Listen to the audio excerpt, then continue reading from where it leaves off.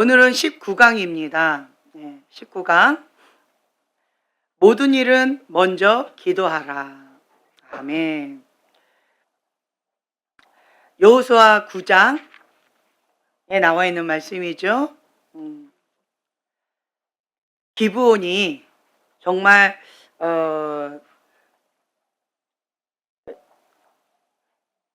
이 여호수아와 이스라엘 앞으로 나와서 가난한 마음으로 화친을 요구하는 그러한 내용이에요.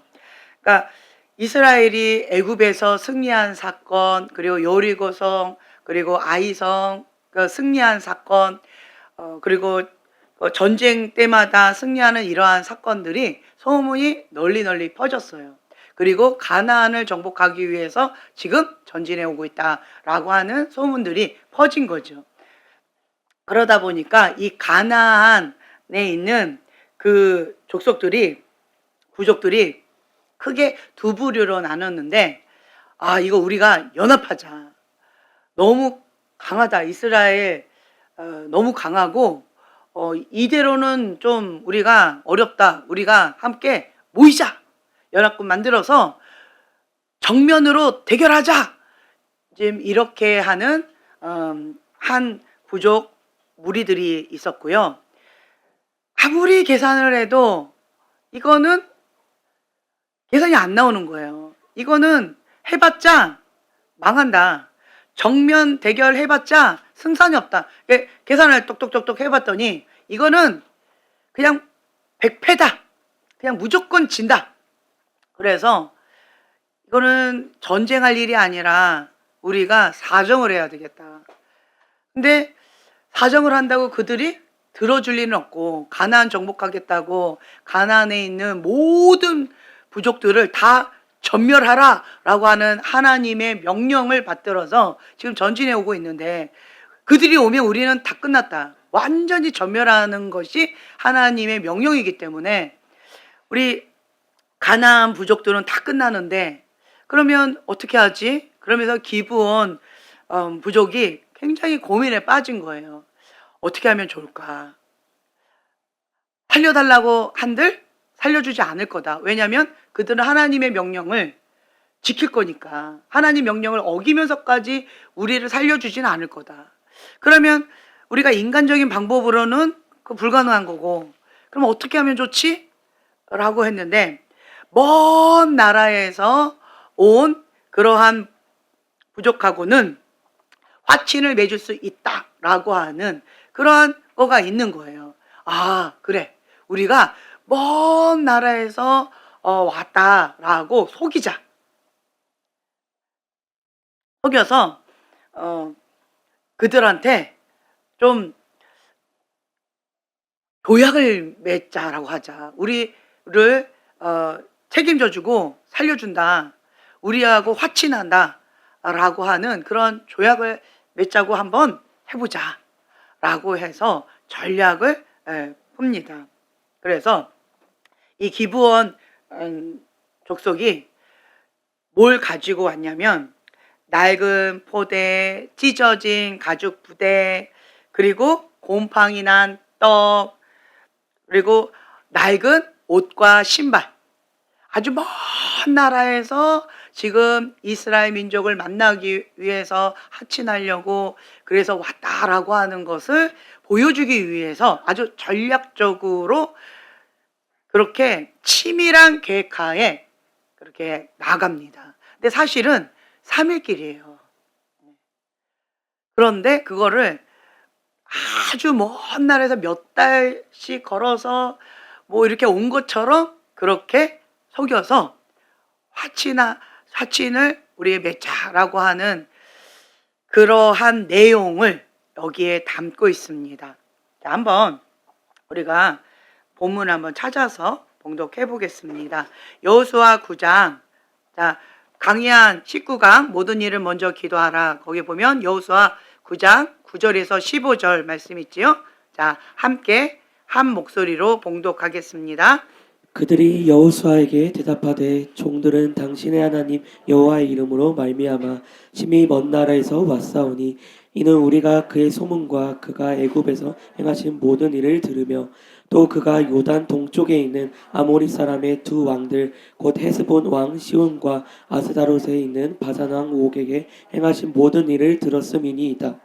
그러므로 우리 장로들과 우리 나라의 모든 주민이 우리에게 말하여 이르되 너희는 여행할 양식을 손에 가지고 가서 그들을 만나서 그들에게 이르기를 우리는 당신들의 종들이니 이제 우리와 조약을 맺읍시다 하라 하였나이다.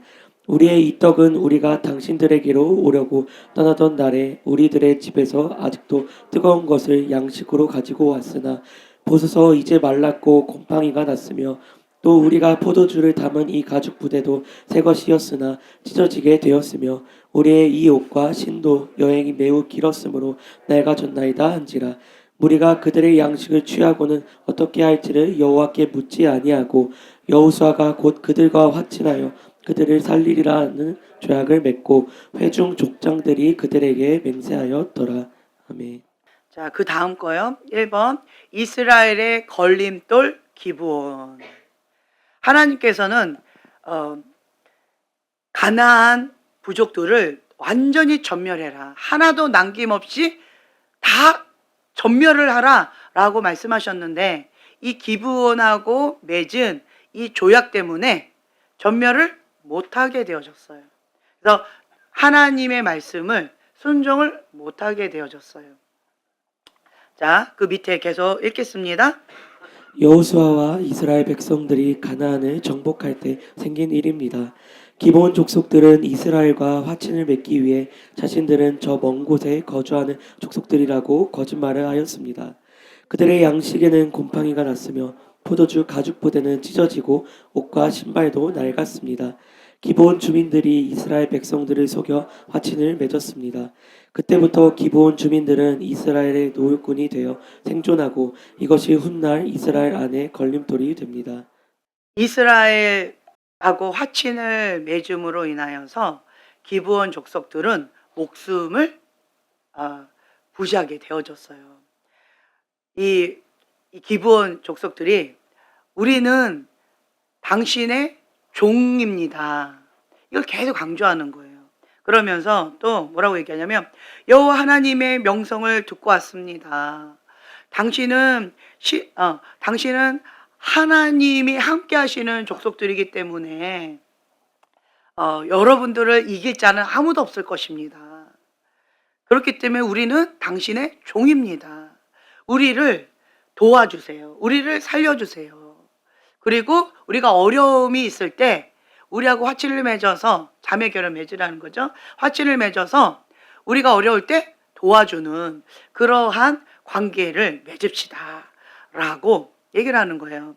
그러니까 이스라엘 민족이 그 여리고성 그리고 아이성에서 큰 승리를 얻고 난 다음에 마음이 교만해졌어요.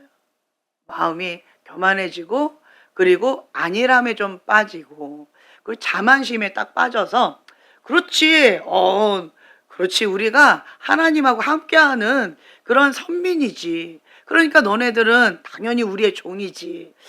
뭐 좀 알고 있네 라고 하는 그걸 계속 건드리는 거예요. 그럴 때 그런 일명 아첨이죠. 다른 거에는 뭐 이렇게 깨어있을 수 있는데 그 철로역정에도 보면 아첨 할 때 제가 뭘 그렇게 했나요? 아니죠. 그런데 그거는 모르셨네요. 내가 여리고성도 이렇게 됐고요. 아이성도 이렇게 승리했는데 그건 몰랐네요. 뭐 이러면서 신나게 가다가 덫에 탁 걸려버리잖아요. 좀 섞었어요 지금 철로역정하고. 알아서 들으세요. 그래서 여기서 뭐라고 얘기하냐면 애굽에서 행하신 모든 일을 들으며 9절에 이렇게 얘기를 하는 거예요. 그리고 또 뭐 왕들하고 이러한 뭐 이렇게 한 일들을 내가 모두 다 들었습니다. 이 말은 뭐냐면 광야 시절에 있었던 그러한 승리 그런 것들을 우리가 다 들었습니다. 그런데 뭔 언급을 안 해요? 방금 얘기한 최근에 있었던 승리에 대해서 언급을 안 하는 거예요. 굉장히 치밀하게 그렇게 전략을 짠 거예요. 의도적으로 하는 거라는 거죠. 최근에 있었던 것은 우리가 못 들었어요. 왜 못 들었을까요? 그렇죠. 먼 곳에서 오느라고 최근에 있었던 사건은 아직 우리가 못 들은 거예요. 그만큼 우리가 멀리서 왔다. 가나안 그쪽에서는 저 먼 그 얘기도 들었지만 뭐 때문에 지금 떨고 있는 거예요? 여리고성. 우리 근처에서 있었던, 얼마 전에 있었던 그 사건 때문에 지금 벌벌 떨고 있잖아요. 실제로 내가 떨었던 그 사건은 언급을 안 하고 먼 광야 시절에 있었던 거, 이제 이런 것만 얘기를 하는 거예요. 그리고 애굽 시절에 있었던 거, 요것만 얘기하는 거죠. 그러면서 우리는 당신의 종입니다. 내가 먼 그 얘기를 들었을 때 하나님이 함께 하시는 정말 위대한 그런 나라고 위대한 장군이기 때문에 우리는 마땅히 당신의 종입니다. 라고 쩔쩔매듯이 그렇게 얘기했지만 실제로 기브온은 용사입니다. 그리고 나라가 가나안에 있는 그 족속 중에 큰 부족이에요. 큰 부족이고 그리고 힘이 장사한 그런 큰 거민이에요. 그런데 왜 이렇게 절절해서 우리는 당신의 종입니다 라고 왜 그랬을까요? 왜 그랬을까요? 그렇죠. 살아남기 위해서 전략적으로 이게 계산을 해본 거예요. 정말 지혜로운 것 같아요. 기브온 입장에서는 정말 지혜로운 거예요. 자, 기브온은 육의 눈으로 봤을 때는 이스라엘 백성들은 비리비리한 그러한 족속인데 다만 하나님이 함께 하셔서 저러는 거고, 그리고 가나안 족속들은 이게 굉장히 큰 거인과 같은, 저들은 우리의 밥이다 라고 했을 때 왜 이스라엘 민족들이 그 말을 못 믿었어요? 그렇죠. 우리는 메뚜기와 같다. 저들 보니까 포도송이가 얼마나 돼요. 이 따만한 거를, 포도송이 하나를 어깨에다가 짊어지고 갈 정도로 굉장히 큰 거인과 같은 그러한 족속들이다 라고 하는 얘기를 들었잖아요. 그러니까 기브온도 실제적으로는 굉장히 큰 그러한 민족인데, 그런데도 불구하고 육의 눈으로 반응하지 않았다라는 거예요. 어떻게 보면 이방인들이 믿음이 더 좋은 것 같아요. 신앙이 더 좋은 것 같아요. 하나님하고 싸워서 이길 자가 없다. 하나님이 함께 하시는 민족, 우리는 못 배겨난다. 우린 그냥 끝났다는 거예요. 우리는 싸움 해봤자 이길 수가 없다. 육의 눈으로 보면 이스라엘 민족들은 되게 비리비리하고 조그매, 그러니까 메뚜기 같은 거죠. 비리비리하고. 우리는 등치가 크고 거인과 같은 그런 장수고 용맹한 용사인데, 그런데 그럼에도 불구하고 우리는 싸워서 진다. 왜요? 이스라엘은 하나님이 함께 하시기 때문에. 그러니까 계속 기브온 민족들은 이스라엘에게 가장 중요한 신앙심, 가장 중요한 하나님에 대해서 계속 언급하는 거예요. 처음에도 이렇게 얘기하죠. 자기를 뭐라고 표현해요? 종들은. 우리는 당신의 종입니다. 그리고 종들은 당신의 하나님 여호와의 이름으로 말미암아 심히 먼 나라에서 왔습니다. 이걸 계속 건드는 거예요. 이게 부추기는 거예요. 그러니까 이스라엘 민족들이 그렇지. 우리는 메뚜기같이 그렇게 작아도 하나님 함께 하시기 때문에 우리는 대단한 민족이지. 그렇지. 이러면서 그 자만심을 계속 부추기면서 아첨을 하는 거죠. 그러면서 우리 이거 다 들었으니까 그냥 화친합시다. 그래서 물증을 딱 보여주는 거죠. 그 물증을 보여주는데 그거는 정말로 여행하면서 된 거예요? 아니면 이미 그걸 갖고 온 거예요? 그렇죠. 그런 거를 가지고 온 거예요. 집에서 떠날 때부터 그런 거를 가지고 와서 보여주는 거예요. 정말 치밀하게 속이는 거죠. 그러자 14절 보면 무리가라고 되어 있죠. 이 무리가라고 되어 있는 여기에서는 뭐냐면 이스라엘 족장들과 지도자들을 뜻하는 거예요. 이스라엘의 족장들과 지도자들이 그들의 양식을 취했어요. 그리고 한번 보는 거예요. 뭐로 보는 거예요? 육으로 반응하는 거예요. 기브온은 믿음으로 반응을 했고요. 이스라엘 사람들은 육으로 반응을 했습니다. 그 양식을 딱 취하고는 만져보기도 하고 눈으로 확인도 해봤죠. 그들이 말한 게 맞는 거예요. 왜 맞아요? 집에서부터 그런 걸 갖고 온 거잖아요. 완전하게 치밀하게 계획하에 속이려고 작정하고 온 거잖아요. 그러한 사람을 우리가 이길 수가 있을까요? 안 속아 넘어가는 게 불가능한 거죠. 다른 말로 하나님의 사람이라 할지라도 육으로 반응하면 속아 넘어갈 수 있다. 자만하면 속는다. 그렇죠? 사단은 속이는 자, 거짓의 아비죠. 그렇기 때문에 인간적으로 우리가 반응할 때는 다 사기꾼한테 넘어간다. 뭐로 시작했어요? 교만함으로. 그 타이밍이 어떤 타이밍이었어요? 그렇죠. 승리 직후인 거예요. 아이성 승리 직후. 그 승리한 이후. 승리했다라고 하면 그 마음이 우쭐한 마음과 우리는 승리한다. 이제는 뭐만 남았어요? 가나안만 남은 거예요. 이젠 저거 하나만 끝난다. 그리고 저들은 지금 벌벌벌 떨고 있다. 하나님께서 전멸하라 라고 한다는 것은 승리가 보장된 싸움이죠. 그렇죠? 하나님의 명령, 그리고 우리가 순종하는 데 있어서 적당히 싸워라, 그래서 정복해라, 이게 아니었어요. 완전히 전멸에 쓸어버려라. 왜 전멸에 쓸어버리라고 하셨을까요? 가나안 땅은 그렇죠, 죄악이 가득한 땅이에요. 우상숭배가 가득한 땅이에요. 그래서 전멸하라고 하는 거예요. 세상의 문화, 우상숭배의 어떤 것들을 점 하나도 남기지 말고 다 죽이라는 거예요. 남녀노소 할 것 없이 모든 걸 다 전멸해버리라는 거예요. 싹쓸이 하라는 거예요. 생명 있는 것은 다 쓸어버리라는 거예요. 하나님께서 어떤 마음으로 하셨을까요? 우상을 가증히 여기시는 마음이라는 거예요. 우리가 육으로 반응할 때는 어떻게 반응해요? 사울왕처럼 좀 보기에 좋고 괜찮아 보이고 쓸만하고, 그러면 그런 것들은 남겨두고 싶잖아요. 육으로 반응하면 우리는 순종하기가 어렵습니다. 육으로 반응하면 우리가 속아 넘어가지 않을 수가 어려워요. 그렇게 하기가 어려워요.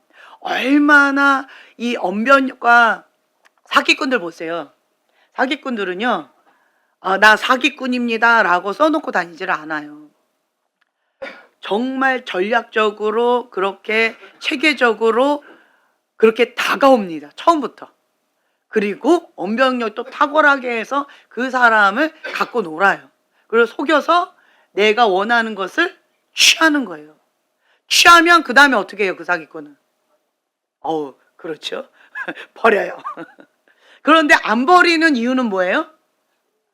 네, 그렇죠. 좀 그 조직 세계 좀 있으셨나 봐요. 쓸모가 있다 생각하면 아직은 좀 잡고 있는 거예요. 그런데 쓸모가 없다 그러면 바로 내가 다 이용해 먹고 그냥 버리는 거예요. 세상은 이렇다라는 거죠. 사기꾼들은 이렇다라고 하는 거예요. 인간적으로 접근했을 때 이 사기꾼한테 속아 넘어가지 않는 거는 정말 쉽지가 않아요. 근데 이 이스라엘 민족들도 이렇게 보면은 이 정도의 상황 판단은 우리도 할 수 있어. 우리가 경험이 있잖아. 우리가 지금 얼마나 많은 민족들하고 싸우고 왔는데, 얼마나 많은 그런 대가 지불을 하고 왔는데, 내가 지금 신앙 뭐 1, 2년 차야? 이러면서 이제 거의 40년 다 돼가는 거잖아요. 예, 출애굽한 것도. 이제 이게 지금 몇 년 차인데 내가 그 정도는 좀 말아. 내가 지금 신입생은 아니잖아? 라고 하고, 또 이들이 또 어떤 자들이야? 이스라엘 족장들과 지도자들이란 말이에요. 그들이 그거를 취해서 이 정도는 내가 알지. 그래, 맞아. 너희들 하나님 여호와 이름으로 왔다고, 심히 먼 나라에서 왔다고, 우리의 종이라고, 기본 자세가 됐네. 마음에 든다. 그리고 이거 보니까 다 맞는 말이고, 너네들 거짓말하는 건 아닌 것 같네. 그리고 또 그 다가올 때 어떠한 표정을 짓고 왔을까요? 그렇죠. 우리 먼 나라에서 왔어요. 허기지고 배고프고 막 이러면서 얼마나 연기를 또 잘할까요? 아유, 불쌍해라. 그러면서 아유, 그래 저렇게 간절히 원하는데, 화친을 살려달라고 저러는데, 살려달라고 저 먼 나라에서 여호와의 이름으로 우리를 알아보고 저렇게 하는데, 눈은 좀 있네. 알아볼 줄도 알고. 그러면서 문제는 뭐냐라고 한다면, 여호와께 묻지 아니하고, 이게 문제라는 거예요. 여호와께 묻지 아니하고, 여호수아가, 자 보세요, 곧 이거를 정확하게 구체적으로 그거를 조사해 보지도 않고 그냥 대충 보고, 이 정도는 뭐 그렇지 라고 하면서 그냥 바로 그들을 살리리라 라고 하는 그 조약을 여호와의 이름으로 맺어버렸어요. 그런데 이것이 훗날에 이스라엘에게 걸림돌이 되어주는 거예요.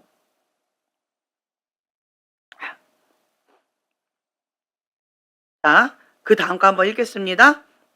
이스라엘 백성들은 기브온 주민들의 말만 듣고 하나님께 기도하지 않았기 때문에 어려움을 당하였습니다. 모든 일은 먼저 기도해야 합니다. 네. 그러니까 말만 듣고 하나님께 기도하지 않았기 때문에 어려움을 당했다는 거예요. 그래서 우리는요, 모든 일을 먼저 뭐부터 해야 된다? 그렇죠. 기도 먼저 해야 된다는 거예요. 하나님의 사람은 반드시 기도를 먼저 하고 뭐 하는 거예요? 순종하는 삶이에요. 여러분, 하나님의 사람은 지혜로운 사람이 아니에요. 하나님의 사람은 용맹한 사람이 아니에요. 하나님의 사람은 키 큰 사람이 아니에요. 뭐 근육맨이 아니에요. 이 세상에서 잘 나가는 그런 사람이 아니에요. 하나님의 사람은 어떤 사람이에요? 하나님의 말씀을 듣고 순종하는 자예요. 그게 하나님의 사람이에요. 하나님의 말씀을 듣고 순종하는 자. 그러니까 순종하는 자예요. 순종하는 자. 자기의 뜻대로, 자기의 소견대로 가면 어떻게 돼요? 사사시대처럼 자기의 소견대로 갔더라. 그 말은 결국 뭐 하는 거예요? 멸망의 길로 갔다라는 거예요. 그래서 굉장히 혼란스러웠잖아요, 사사기 때.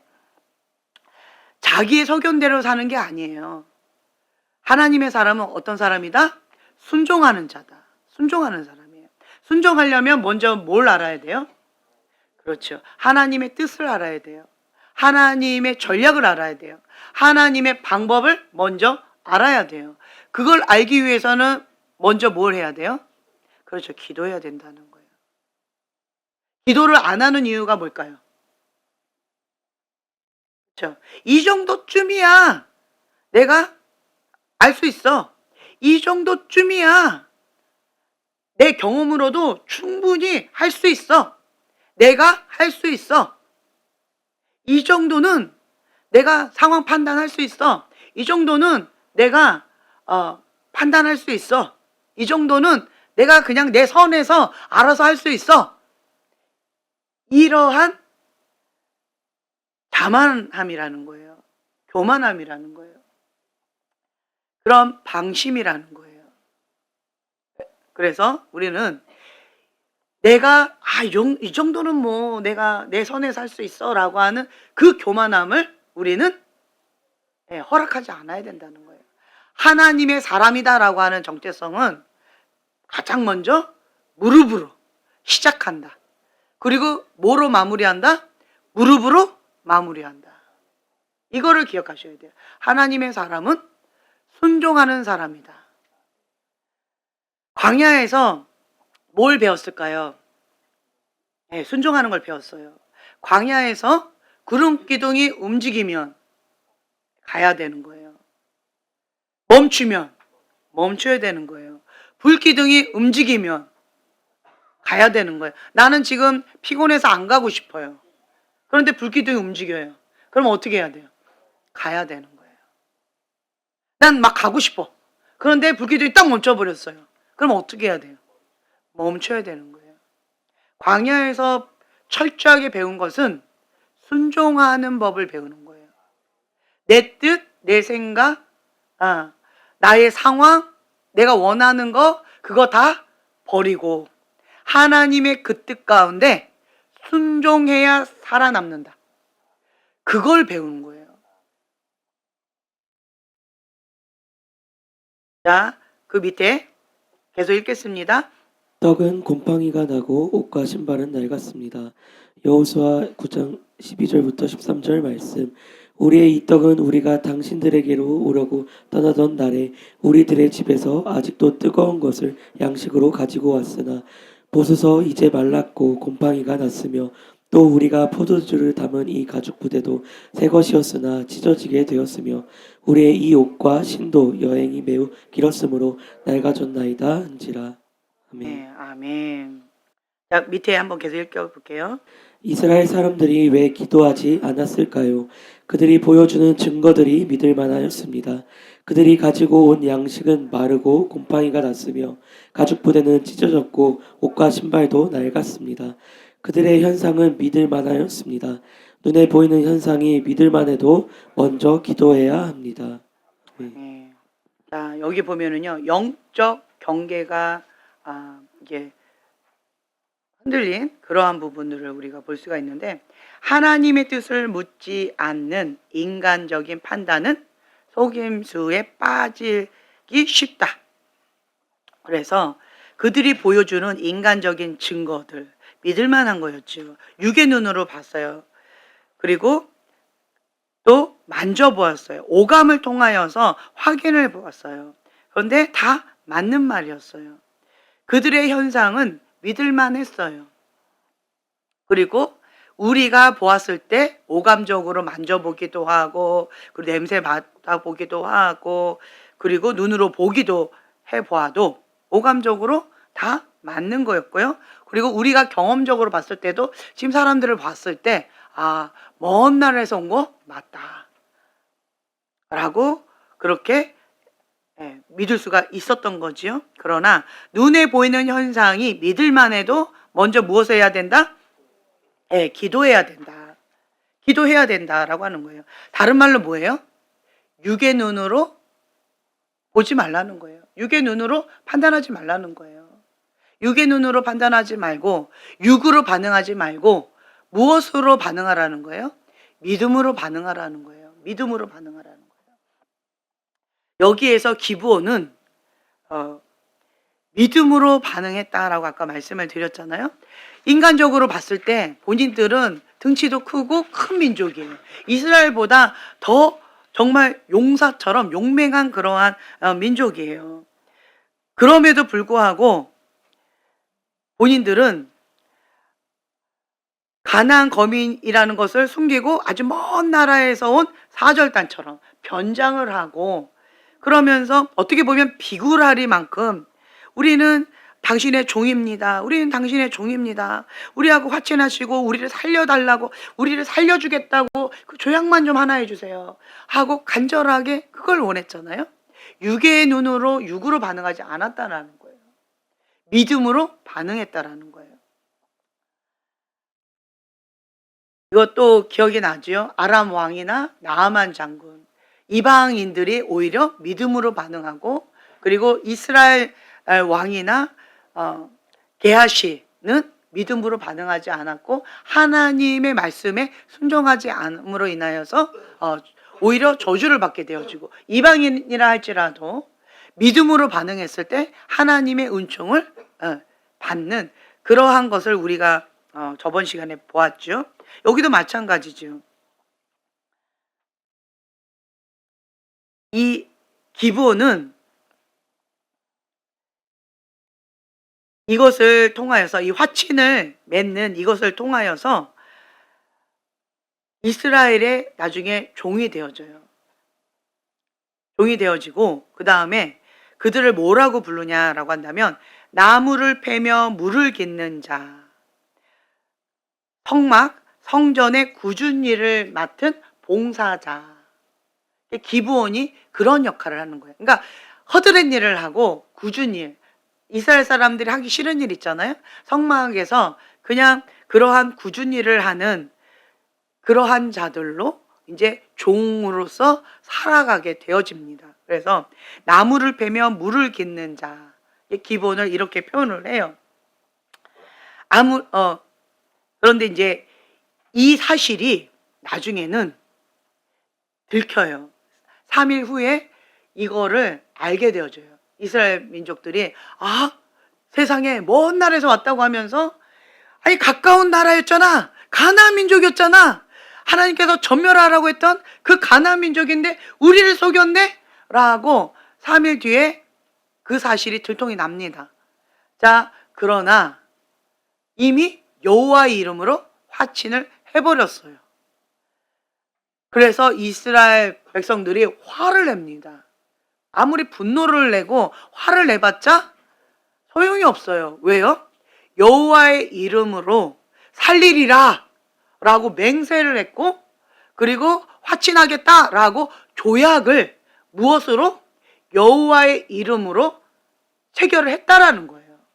그렇기 때문에 이것이 걸림돌이 되어지는 거예요. 하나님께서 전멸하라고 했지만 결국은 전멸을 하지 못하고 그 기브온 민족은 살려둘 수밖에 없는 그런 상황이 되어지고, 그리고 또한 기브온 민족들이 누굴 배반한 거예요? 그렇죠. 가나안 민족들이 같이 연합을 해서 이스라엘 민족과 싸우자라고 했는데, 그런데 이 기브온 민족이 가나안 민족을 배반을 하고 화친을 딱 해버린 거예요. 그러자 이 가나안 민족들이 가만히 있을까요? 아니죠. 이 연합군이 누구를 칠까요? 그렇죠.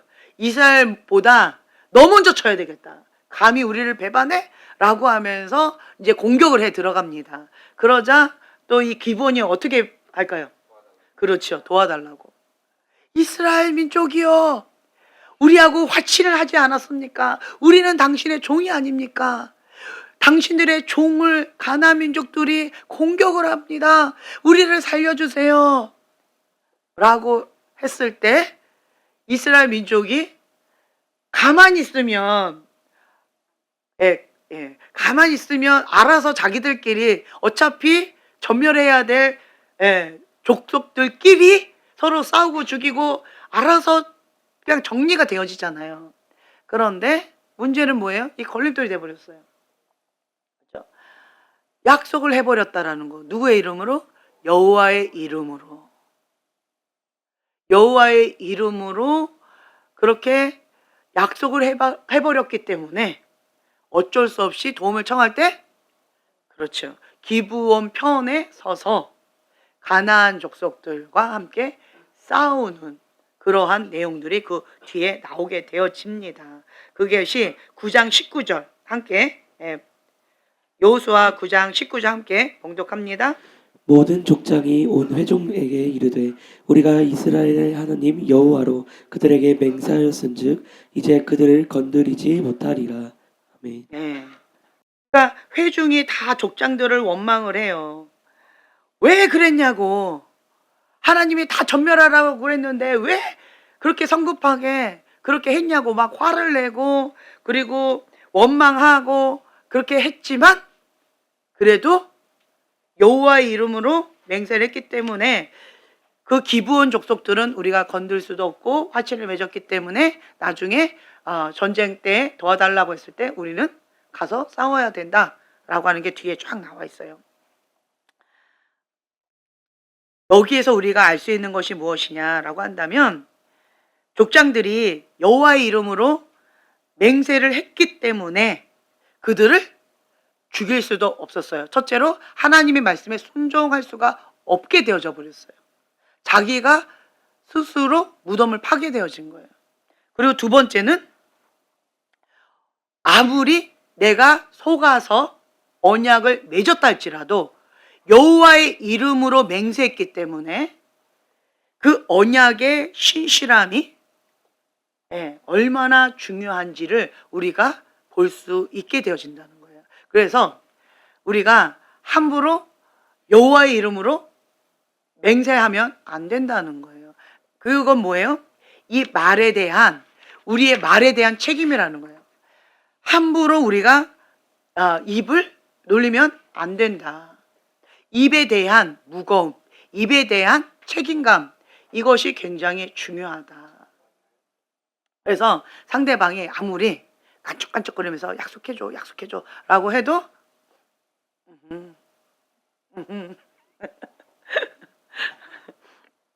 말을 했으면 그거에 대해서 책임을 진다. 우리 태성이제님이 하루라도 예배를 빠지면 스타렉스를 나에게 준다고 약속을 했기 때문에 나의 보물 1호는 스타렉스인데 그거를 빼앗기지 않기 위하여 어쩔 수 없이 비가 오나 눈이 오나 금식을 40일을 넘게 하나 예배는 빠지지 않고 꼬박꼬박 오더라고요. 예. 할렐루야. 우리가 하나님 앞에 항상 깨어서 하나님께 묻고 그리고 순종해야 된다. 이스라엘 족장들은, 지도자들은 사람의 말을 신뢰했기 때문에 기브온에게 속아 넘어갔다. 그래서 우리가 사람의 말을 신뢰하기 전에 뭐부터 해야 된다? 그렇죠. 기도부터 해야 된다. 기도부터 해야 돼요. 지금 이 마지막 때는 미혹의 영이 판을 친다라고 되어 있어요. 미혹의 영이 판을 치니까 사기꾼들이 어마어마하게 판을 치고요. 그렇죠? 정말 전국적으로, 전 세계적으로 막 국가를 넘어들면서 사기를 얼마나 많이 치고 있어요. 너무 무서운 세계가 되어버렸잖아요. 거기에 우리가 넘어가지 않으려면 어떻게 해야 돼요? 먼저 그렇죠. 깨어서 기도해야 된다는 거예요. 그러니까 그 얘기가 있대요. 비행기표도 다 줄 테니까 우리나라로 와라. 그러면 그 기본 얼마를 뭐 벌 수 있게끔 해줄게. 그 말만 믿고 비행기 타고 갔다가 죽은 사람들이 허다하다는 얘기를 들었어요. 그러면서 거기서 겨우 살아나온 사람이 한마디 하더라고요. 거기는 지옥입니다. 완전히 생지옥입니다. 그렇게 표현을 하더라고요. 그러니까 우리가 인간의 말을 들었을 때 그 사람, 사단이 하는 전략이 뭐예요? 지금 그 사람들 뭐 하러 갔어요? 돈 벌러 갔잖아요. 그렇죠? 그러니까 사람들한테 딱 믿기가 뭐예요? 그렇죠? 그런데 그 사람들이 혹했던 게 어떻게 돈 벌고 싶다는 거였어요? 그렇죠. 쉽게 사람의 그 심리를 이용했다라는 거예요. 쉽게 돈 벌려고 하는 그 사람의 심리를 이용해서 속이는 거예요. 그러면 우리는 어떻게 생각을 해야 돼요? 쉽게 돈 번다라고 하는 것을 버려야 돼요. 버려야 돼요. 쉽게 살아간다라고 하는 그러한 생각을 버려야 돼요. 신앙생활도 마찬가지인 것 같아요. 일명 얍삽이라고 우리가 표현을 하는데 그 얍삽이 신앙생활을 한 사람들 우리가 그거 상종을 해줘야 안 해줘요.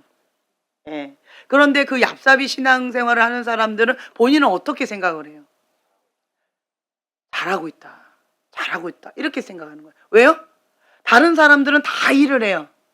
그런데 나는 띵까띵까 놀다가 끝에 가서 숟가락 하나만 딱 놓는 거예요. 그리고 자기는 이랬다. 다른 사람은 10개 일을 했지만 나는 1개를 하면서도 저 사람들과 같은 그러한 대우를 받을 것이다 라고 생각하겠지만 그렇지 않아요.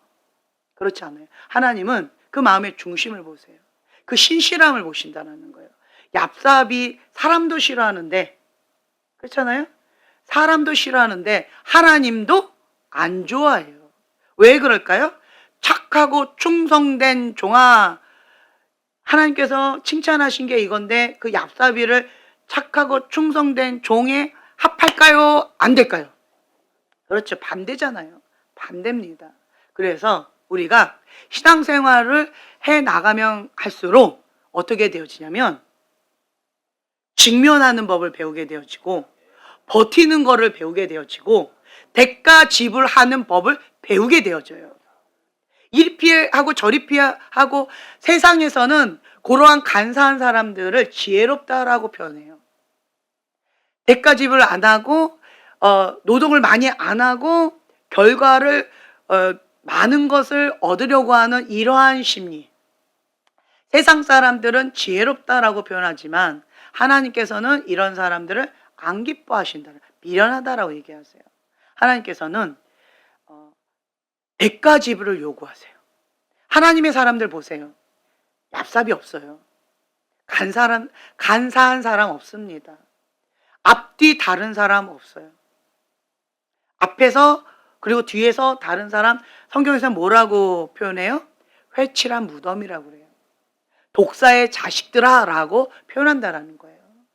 그래서 하나님의 사람으로서 우리가 성장해 나아가면 나아갈수록 속이 단단해지면 단단해질수록 무엇을 먼저 배우냐라고 한다면 대가 지불하는 법. 다른 말로 뭐예요? 고생하는 법을 배워요. 그러면서 다른 사람을 위해서 희생하고 헌신하는 법을 우리가 먼저 배우는 거예요.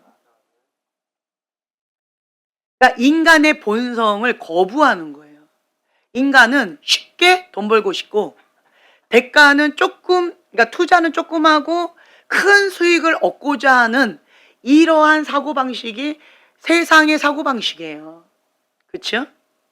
그 사고방식을 버리지 못하면 신앙생활에서는 성장하기가 어려워요. 여러분도 주변에 보면 그런 사람 있잖아요.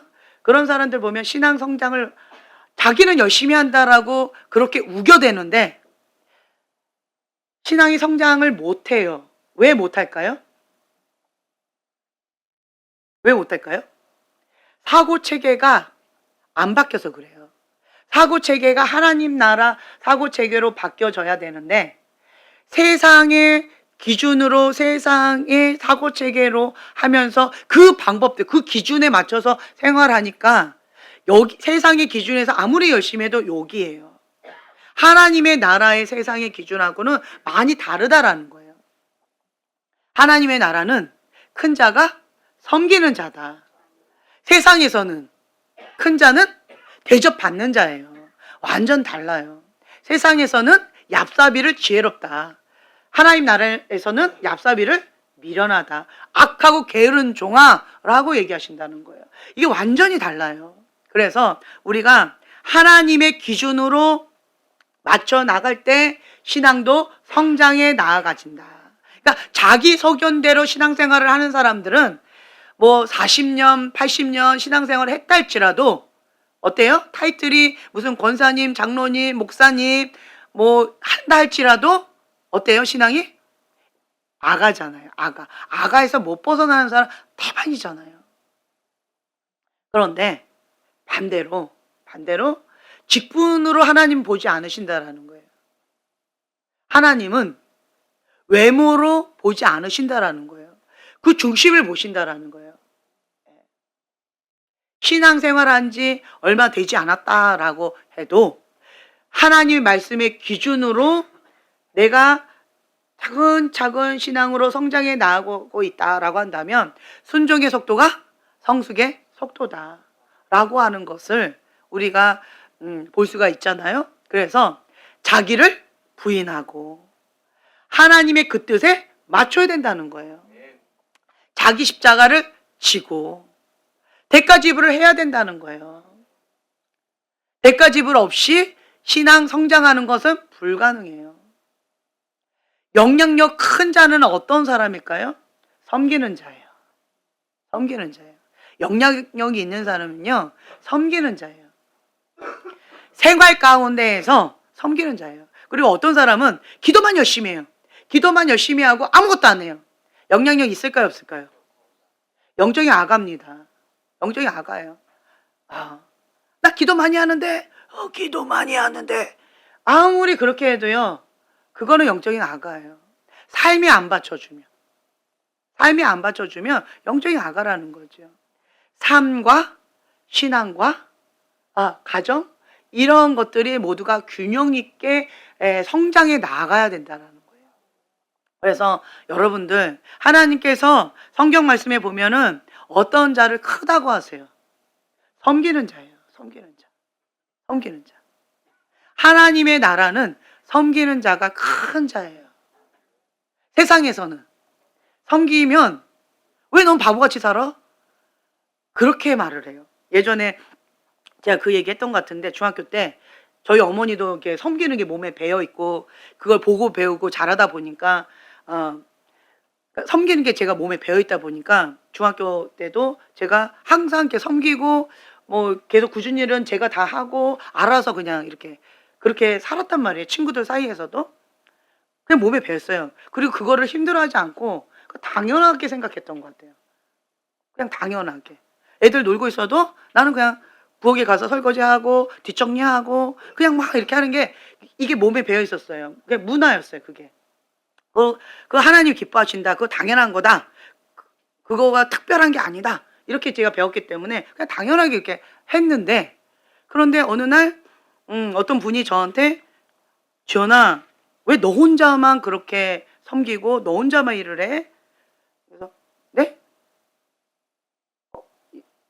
좀 당황했어요, 제가. 그렇게 하고 있다는 걸 인식도 못했던 것 같아요. 예. 그런데 그분이 왜 바보같이 너만 일해? 그렇게 하지 말라고. 그건 너 바보같이 지금 하는 거라고. 이렇게 얘기를 하신 거예요. 그분은 지나가는 말로 하셨겠지만 그래서 내가 그 얘기를 딱 들으면서 중학생이었으니까 중3이었던 것 같아요. 내가 바보같이 나 혼자만 일을 하는 거고 바보 같은 건가? 내가 지금 바보같이 내가 애들한테 이용당하는 건가? 갑자기 혼동이 왔던 것 같아요. 그래서 제가 나는 그러면 바보같이 살면 안 되지. 그럼 내가 이건 바보 취급 당하는 건가? 굉장히 혼동이 와서 내가 한 1년 동안을 안 했던 것 같아요. 일부러 안 하고 일부러 난 바보 같은 취급 당하고 싶지 않아. 이거 잘못된 거라면 나 안 할 거야. 라고 1년 동안 내가 막 참았어요. 안 하려고. 그러다가 이제 1년 거의 끝물에, 중3 끝물에 내가 하늘을 바라보면서 그때 학교 가려고 버스 기다리고 있다가 한 아침이었죠. 하늘을 바라보다가 주님 앞에 약간 울면서 고백했던 것 같아요. 하나님, 나 그냥 바보로 살래요. 내가 평생 습관이 됐는데 이거를 안 하려고 하니까 못 견디게 힘들더라고요. 그리고 사람이 어떻게 변하냐면 이기적이고 인색하고 계산적으로 자기중심적으로 제가 변질되어져 가는 내 모습이 무섭게 느껴졌어요. 내가 왜 너한테 바보 취급당해? 내가 왜 너한테 이용당해? 내가 왜 해? 내가 왜 손해봐? 네가 해. 네가 하면 나도 할게. 이런 식으로 굉장히 내가 변질되어져 가는 내 모습을 보니까 너무 무서웠던 것 같아요. 그래서 제가 그때 하나님한테 그렇게 기도했어요. 하나님, 그냥 나는 바보로 살래요. 내가 이렇게 무섭게 변해가는 이 모습을 보니까 하나님, 나 너무 무서워요.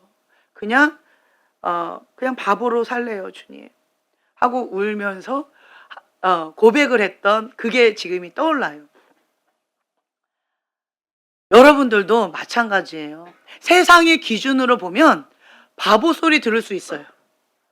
예, 바보 소리 들어요. 우리 교회도 보면은 누구는 열심히 닦고 누구는 열심히 어지르고 누구는 열심히 설거지감 막 쌓아놓고 막 찔려요 저도 막 그러고 누구는 열심히 설거지하고 열심히 청소하고 이런 경우 있잖아요. 그렇죠? 그런데 하나님은 어떻게 보실까요? 세상에서는 어지르고 청소 안 하고 그냥 어떤 대가 지불 안 하고 편하게 생활하고 그렇게 살아가는 사람을 지혜롭다라고 보지만 하나님께서는 그런 사람을 악하고 게으른 종아라고 보신다라는 거죠. 그리고 오히려 정말 바보같이 그냥 하나님 앞에 묵묵하게 그냥 어제나 오늘이나 내일이나 동일한 모습으로 열심히 섬기고 있는 그 모습을 보시고 하나님께서 착하고 충성된 종아라고 칭찬하실 거라는 거죠. 여러분, 그래서 우리는 세상의 기준으로 육의 반응을 하는 것이 아니라 하나님의 기준으로 하나님 앞에 착하고 충성된 종으로서 그리고 지혜로운 자로서 하나님께 칭찬받는 자로서 살아가야 된다는 거예요. 아멘. 그래서 여러분들은 이게 뚜껑을 열어봐야 우리가 하나님 앞에 갔을 때 하나님께서 누구를 정말 크게 칭찬하실지 뚜껑을 열어봐야 우리는 알 수 있다라는 거예요. 그렇죠? 예. 그래서 우리는 하나님 앞에 충성되게, 성실하게, 하나님께 칭찬받는 자로서, 그리고 하나님의 사람은 순종하는 자다라고 하는 거죠. 그런 자는 가장 먼저 해야 될 게 뭐예요? 기도해야 된다는 거예요. 가장 먼저 기도해야 된다는 거예요. 그래서 육으로 반응하거나 육의 눈으로 그리고 또 육으로 판단하거나 육으로 함부로 정죄하거나 그렇게 해서는 안 된다는 거죠. 우리가 그걸 쉽게 저지르잖아요. 그래서 하나님보다 눈에 보이는 현상을 의지하면 안 된다. 하나님보다 사람을 의지하면 안 된다. 라고 하는 거예요. 딱 떠오르는 사람 있죠? 사울왕. 예, 하나님보다 사람을 의지하고 사람을 두려워했던 사울왕. 그렇게 변질되어져 버린다라는 거죠. 그래서 우리는 항상 큰 승리 뒤에도 우쭐하는 그 마음을 좀 내려놓고 큰 승리 직후 사단이 집중 공격한다라는 거예요. 그 틈을 노린다라는 거예요. 그래서 우리는 특히나 큰 승리 직후에 더 겸손하게 내가 이 부분에 있어서는 나름대로 알아. 상황 판단하고 내 경험상으로도 이 정도는 내가 이렇게 하면 돼 라고 하는 그 안일함에 빠질 수 있잖아요. 그런 유혹 많잖아요. 저도 그랬던 것 같아요. 예전에 우리가 어떠한 길로 하나님께서 예비하시고 어떻게 해야 될까라고 기도를 하는데, 그런데 하나님께서는 저한테 이제 A라고 말씀을 주셨었는데 갑자기 하나님의 사람들이라고 하시는 어떠한 처음 보는 분들이 그분들이 하나같이 B라고 막 얘기를 하는 거예요. 그래서 제가 굉장히 혼동스러웠고 좀 힘들었던 것 같아요. 근데 그때 내가 무릎으로 하나님 앞에 구해야 되는데 그때 제가 그거를 놓쳐버렸어요. 그러면 이게 맞나? 굉장히 혼동스러워가지고 그걸로 인해가지고 되게 많은 어려움을 겪고 혼돈 가운데에서 하나님 앞에 불순종하는 결과까지 되어지면서 크게 하나님 앞에 깨지는 박살나는 그런 어려움을 당한 경험이 있었어요. 그래서 제가 이거를 준비하면서 맞다. 어떠한 상황 가운데 있다 할지라도 정말 그 겸손한 마음을 우리가 놓치지 말고 하나님 앞에 물어야 된다. 아무리 주님께서 말씀하셨다 할지라도 계속 묻고 또 구체적으로 묻고, 하나님의 때도 묻고, 전략도 묻고, 방법도 묻고, 그러면서 계속 작전 기도로 들어가야 되는데, 그냥 큰 아우탄에 하나님 하나만 딱 응답받고 이게 이제 된 줄 알고 그냥 기도를 하지 않고 적당히 그냥 이리저리 휘둘렸던 그러한 시간이 있었었는데, 그때 당시에 내가 정말 깨어있지 못하고 교만함으로 내가 정말 이 여호수아처럼 이렇게 실수를 했구나. 그걸로 인하여서 정말 어려운 그러한 대가 지불을 했었었는데, 그랬는데 우리가 정말 이렇게 깨어 있어야 되겠구나 라고 하는 그런 거를 제가 깨닫게 되어졌어요. 그래서 오늘은 이 말씀을 좀 붙잡고 기도했으면 좋겠어요. 모든 것이 분명하다고 생각되어져도 우리는 먼저 기도해야 된다는 거예요. 생각의 확신보다 하나님의 뜻을 구해야 된다는 거죠. 확신이 들면 우리는 먼저 기도해야 된다는 거예요. 내가 강하다라고 그렇게 생각되어질 때 그러면 뭐 해야 된다는 거예요? 그래도 기도해야 된다는 거예요. 스스로 강하다고 생각되어질 때 그때가 위험한 때예요. 이스라엘 민족이 왜 그렇게 실수했어요? 스스로 강하다고 생각을 한 거예요. 교만함 때문에 무너졌잖아요. 그때 당시 저도 그랬던 것 같아요.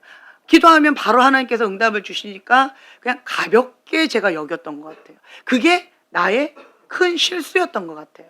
하나님께서 주시는 어떠한 것을 정말 크게 생각하고 그걸 붙잡고 하나님 앞에 계속 기도하고 하나님 앞에 엎드렸어야 되는데, 그냥 가볍게 여겼던 나의 그 교만함이 정말 큰 대가 지불하면서 큰 교훈을 얻는 그런 시간을 제가 가졌었는데, 우리가 이거를 좀 붙잡고 기도했으면 좋겠어요. 주님, 하나님의 사람은 겸손하게 무릎으로 승리하는 자입니다.